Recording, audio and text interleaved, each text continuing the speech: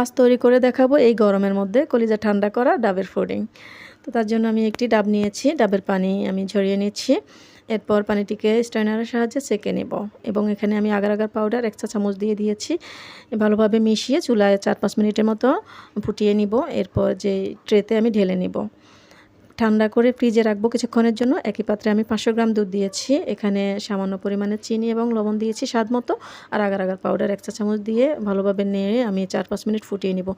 আর এই দুধটি আমার আগে থেকে জাল করা ছিল, সেজন্য বেশি জাল করব না, এমনিতেই ঘন হয়ে গিয়েছে।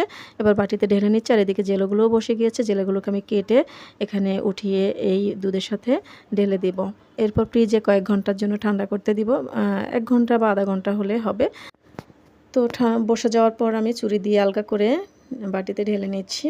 এবার কেটে দেখাচ্ছি। দেখতে পাচ্ছেন কতটা লোভনীয় লাগছে এবং খেতে মাশাআল্লাহ এত মজা হয়েছে।